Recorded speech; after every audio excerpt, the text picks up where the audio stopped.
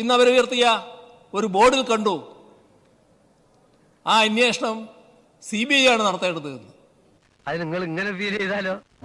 ആര് തെറ്റ് ചെയ്താലും ആ തെറ്റ് ചെയ്തവർക്കെതിരെ മുഖം നോക്കാതെയുള്ള നടപടിയെടുക്കുന്ന രീതിയും ശീലവുമാണ് ഞങ്ങൾക്കുള്ളത്. 1998 മുതൽ 2000 വരെ ശബരിമലയിൽ ഹൈക്കോടതി നിയോഗിച്ച സ്പെഷ്യൽ കമ്മീഷണറായിരുന്നു അദ്ദേഹം. ജില്ലാ ജഡ്ജിയുടെ പദവിയിലിരിക്കെ അധികമായി ഹൈക്കോടതിയുടെ നിർദ്ദേശപ്രകാരം വഹിച്ച ചുമതലയായിരുന്നു ശബരിമല സ്പെഷ്യൽ കമ്മീഷണറുടേത്. ആയിക്കോട്ടെ, ഇന്ന് നമുക്ക് ഇവിടെ തന്നെ കൂടാ, എല്ലാം അറിഞ്ഞിട്ട് തന്നെ കാര്യം. ഞാനിരിക്കുന്ന കാലത്താണ് ഈ സ്വർണ്ണപ്പാളി പൊതിഞ്ഞ് മല്ലയ്യ ഈ പ്രവൃത്തികളെല്ലാം ചെയ്തിട്ടുള്ളത്. അത് പാളി തന്നെയാണ്, പൂശുകയായിരുന്നില്ല. പറഞ്ഞു വന്നത് പതിരില്ലാത്തൊരു സത്യ. പാളിയായിട്ട് കനം കുറഞ്ഞ പാളിയാക്കി അത് വർക്ക് ചെയ്യുന്നത് ഞാൻ പോയി കണ്ടിട്ടുമുണ്ട്. അത് പാളി തന്നെ പൊതിഞ്ഞാണ്, അല്ലാതെ ഈ പലയിടത്തും പറഞ്ഞു വരുമ്പോൾ ഇത് പൂശുക എന്നുള്ള ആ ഭാഷയിലേക്ക് വരുന്നു. പൂശിയതല്ല, പാളി കൊണ്ട് പൊതിഞ്ഞതാണ്. അതാണ് സത്യം. ശബരിമലയിൽ ഇടയ്ക്കൊക്കെ പോകേണ്ടി വരുമല്ലോ, പോകുന്ന സമയത്തൊക്കെ അവിടെ കുറേ ദിവസം തങ്ങേണ്ടിയും വരുമല്ലോ. അന്ന് ഈ പണിയൊക്കെ കണ്ടിരുന്നോ? ആയിട്ട് പോയിരുന്നു. പക്ഷേ ഈ സ്വർണ്ണം ഒരുക്കുകയും പാളിയാക്കുകയും ചെയ്യുന്നതിന് ആ മുറിക്കകത്ത് നമ്മൾ കയറുന്നത് ശരിയല്ല എന്നുള്ളത് കൊണ്ട് കയറിയില്ല. പുറത്തു നിന്ന് ഞാനിത് കണ്ടു. ആ മരാമത്ത് ബിൽഡിങ്ങിൻ്റെ അവിടെ വെച്ചാണ് ഇതെല്ലാം ചെയ്തത്. അന്വേഷണത്തിന്റെ ആരംഭഘട്ടത്തിൽ തന്നെ ഒരു സത്യം ബോധ്യമായി. ഇത് മല്ലയ്യ സ്വർണ്ണപ്പാളി പൊതിയുമ്പോൾ മരാമത്ത് ബിൽഡിങ്ങിൽ വെച്ച് തന്നെ ഇത് ചെയ്യാമായിരുന്നെങ്കിൽ പിന്നെ ഇത് ഇളക്കിക്കൊണ്ട് പോയി വേറെടുത്ത് കൊണ്ടുപോകേണ്ട കാര്യമൊന്നുമില്ലല്ലോ. എത്ര കിലോ സ്വർണ്ണം അന്ന് ഉപയോഗിച്ചു?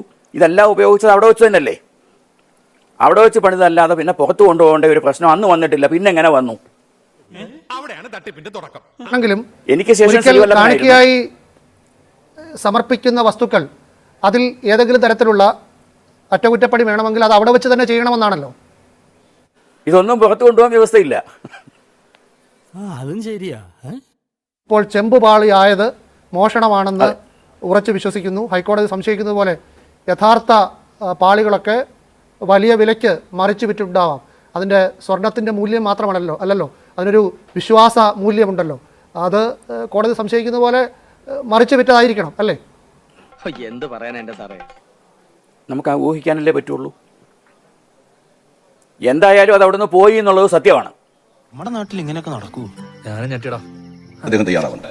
ദേവസ്വം ബോർഡ് തീരുമാനങ്ങൾ എടുക്കുന്നു. ദേവസ്വം ബോർഡിന് കീഴിലുള്ള ആയിരക്കണക്കായിട്ടുള്ള ക്ഷേത്രങ്ങളിൽ ആ തീരുമാനങ്ങൾക്കനുസരിച്ചുള്ള പ്രവർത്തനങ്ങൾ നടത്താനായിട്ട് പ്രത്യേകമായിട്ടുള്ള ഉദ്യോഗസ്ഥ സംഘമുണ്ട്. അവരെല്ലാം കാര്യങ്ങൾ ചെയ്യുന്നു. അവിടെയൊന്നും ദേവസ്വം വകുപ്പ് മന്ത്രിക്കോ ദേവസ്വം വകുപ്പിനോ ഒരു കാര്യവുമില്ല എന്നുള്ള കാര്യം പകൽ പോലെ വ്യക്തമായിട്ടുള്ളൊരു സംഘം.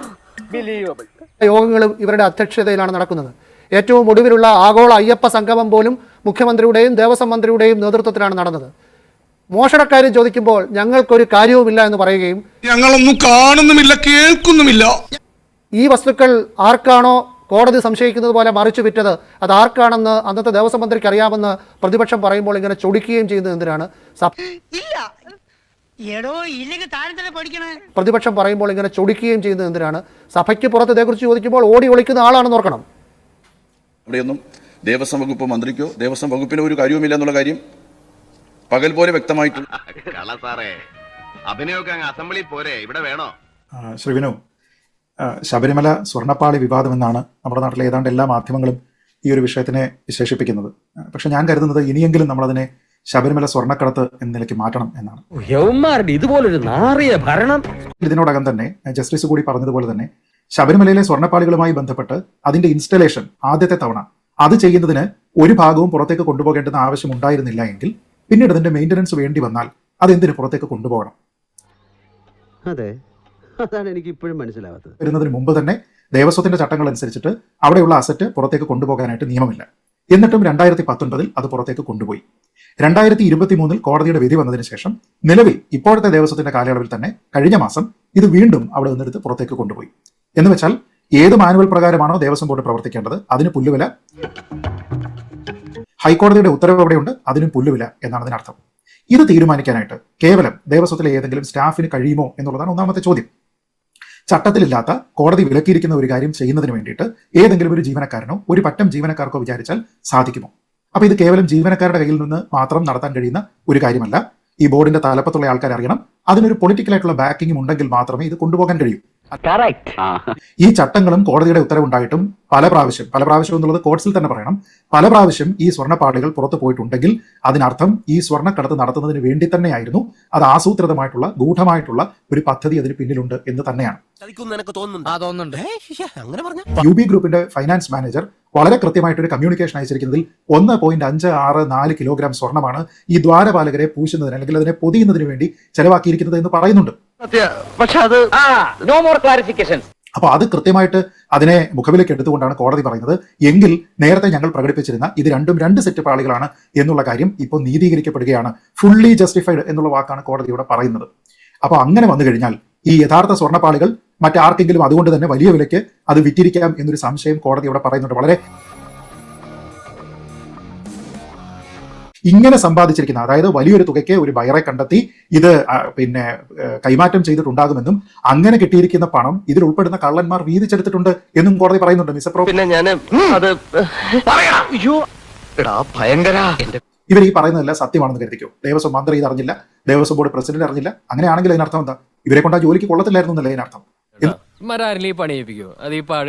ആ പണിക്ക് ഇരുന്ന സമയത്ത് മറ്റു പല വിവാദങ്ങളും ഉണ്ടായപ്പോൾ അദ്ദേഹത്തിന് ആ പണിക്ക് കൊള്ളില്ല എന്ന് വളരെ വ്യക്തമായിട്ട് അദ്ദേഹം കേരളത്തിലെ ഭക്തരുടെ മുന്നിൽ തെളിയിച്ചതാണ്. അപ്പൊ ഇതിപ്പോ അദ്ദേഹത്തിന്റെ ഒരു കുറ്റസമ്മതം പോലെയല്ലേ? അദ്ദേഹത്തിന് ഇതിനെക്കുറിച്ച് അറിയില്ല, ആരാണ് ഈ പോറ്റി എന്നറിയില്ല, പോറ്റിക്കുള്ള കാര്യം എന്താണെന്ന് അറിയില്ല, പോറ്റി ഇത് എന്തിനാണ് ദേവസ്വം ബോർഡ് ഏൽപ്പിച്ചതെന്ന് അറിയത്തില്ല, ഈ പോറ്റിയെ തുടർച്ചയായിട്ട് ട്രസ്റ്റ് ചെയ്യുന്നത് എന്തിനാണെന്ന് അറിയില്ല. എങ്കിൽ പിന്നെ ദേവസ്വത്തിന്റെ പ്രസിഡന്റിന് ഇതെല്ലാം കൂടെ പോറ്റിക്ക് എഴുതി കൊടുത്താൽ പോരെ? പ്രസിഡന്റ് ആയിരുന്ന ആൾക്കാരെ സംബന്ധിച്ചിടത്തോളം അവരുടെ ഭാഗത്തു നിന്ന് കൃത്യമായിട്ടുള്ള വീഴ്ചയുണ്ട്. അത് കേവല വീഴ്ചയാണോ അതോ അവരും ഇതൊരു പാർട്ടിയാണോ എന്നുള്ളതാണ് ഈ സമഗ്രമായിട്ടുള്ള അന്വേഷണത്തിലൂടെ പുറത്തു വരേണ്ടത്. അവിടെ ദേവസ്വത്തിലെ ഉത്തരവാദിത്തപ്പെട്ട ഒരു ഓഫീസറായിട്ട് ശ്രീ N. വാസുവിന്റെ ചുമതലക്കാരനാണ്. പിന്നീട് അതിനുശേഷം അദ്ദേഹം ബോർഡിന്റെ അധ്യക്ഷനായി മാറി. അങ്ങനെ അധ്യക്ഷനായിരിക്കുന്ന സമയത്താണ് ഈ തട്ടിയ സ്വർണ്ണത്തിൽ നിന്ന് ഒരു ധർമ്മകല്യാണം നടത്താനായിട്ട് ഇത്തിരി ബാക്കി വന്നിരിക്കുന്ന സ്വർണ്ണം എടുത്തോട്ടെ എന്ന് ഈ തട്ടിപ്പുകാരൻ പോറ്റി അദ്ദേഹത്തിനോട് അനുവാദം ചോദിക്കുന്നത്. എന്നിട്ട് ഇപ്പോ ഈ വാസു വന്നിട്ട് പറയുന്നത് എന്താണ്? അത് അയാളുടെ സ്വർണ്ണമാണ്. ഇതൊക്കെ വിശ്വസിക്കാൻ കാതിലിപ്പൂ വെച്ച് കളിക്കവളെ നാളെ വരും. ഈ ഉണ്ണികൃഷ്ണൻ പോറ്റിയുടെ സ്വർണ്ണമാണ്. ഉണ്ണികൃഷ്ണൻ പോറ്റിയുടെ സ്വർണ്ണമാണെങ്കിൽ അത് സാറേ എങ്ങനെ കൈകാര്യം ചെയ്യണമെന്ന് പറഞ്ഞിട്ട് വാസുവിനോടാണ് ചോദിക്കുന്നത്. ഉണ്ണികൃഷ്ണൻ പോറ്റിയുടെ സ്വത്തിന്റെ എല്ലാം കസ്റ്റോഡിയൻ വാസുവാണ്. അപ്പോൾ ഉണ്ണികൃഷ്ണൻ പോറ്റിക്ക് സ്വന്തമായിട്ട് സ്വത്തില്ലേ? ഇദ്ദേഹം ആരുടെയെങ്കിലും ബെനാമിയാണോ? നോക്കൂ, അപ്പോ ഈ തട്ടിപ്പൊന്നും അദ്ദേഹം മാത്രമല്ല, ജസ്റ്റിസ് ബാലേന്ദ്രൻ പറഞ്ഞതിൽ ഒരു കാര്യം മനസ്സിലായില്ലേ? ഇതൊക്കെ സ്വർണം പൂശി ഇങ്ങനെ തിളങ്ങി നിൽക്കുമ്പോൾ ഈ N. വാസുവും അദ്ദേഹത്തോടൊപ്പം അവിടെ നിന്ന് മകരവിളക്ക് തൊഴുതതാണ്. എന്നിട്ട് അദ്ദേഹത്തിന് ഒരു സംശയം തോന്നിയില്ല. ഇനി ഈ സ്വർണ്ണക്കടത്ത് നടത്തുന്ന സമയത്ത് ദേവസ്വത്തിന്റെ മറ്റ് സ്റ്റാഫ് ഉണ്ടായിരുന്നു, ദേവസ്വം കമ്മീഷണർമാരുണ്ടായിരുന്നു, തിരുവാഭരണം കമ്മീഷണർമാരുണ്ടായിരുന്നു, ഈ സ്വർണ്ണത്തിനെ ചെമ്പാക്കി അഡ്മിനിസ്ട്രേറ്റീവ് ഓഫീസറുണ്ട്, വേറെയും അഡ്മിനിസ്ട്രേറ്റീവ് ഓഫീസർമാരുണ്ട്, ഈ ഉത്തരവിൽ ഒപ്പിട്ടിരിക്കുന്ന ദേവസ്വം സെക്രട്ടറി ഉണ്ട്, എക്സിക്യൂട്ടീവ് ഓഫീസർമാരുണ്ട്, സ്വർണ്ണപ്പണിക്കാരുണ്ട്, ഇങ്ങനെ നിരവധി ആൾക്കാരുണ്ട്. അപ്പൊ ഇതൊരു ഗൂഢമായിട്ടുള്ള ഒരു സംഘമായിട്ട് മാത്രം പ്രവർത്തിച്ചാൽ മാത്രം പുൾ ഓഫ് ചെയ്യാൻ പറ്റുന്ന ഒരു ഹൈസ്റ്റാണ്. അവരുടെ അവസാനത്തെ കമന്റ് ഇന്ന് ശ്രീ ഷിബു ബേബി ജോണിന് വിട്ടുകൊടുക്കുകയാണ്. കാര്യം പറയാതിരിക്കാൻ നിവൃത്തിയില്ല. കേരളത്തിന്റെ മുഖ്യമന്ത്രി പഞ്ചാബിന്റെ വല്ല മുഖ്യമന്ത്രിയായിരുന്നെങ്കിൽ എന്തായിരുന്നു എന്നെ സ്ഥിതി? അവിടുത്തെ ഗോൾഡൻ ടെമ്പിൾ ഇപ്പോൾ കോപ്പർ ടെമ്പിളായി മാറിയനെ. സുവർണ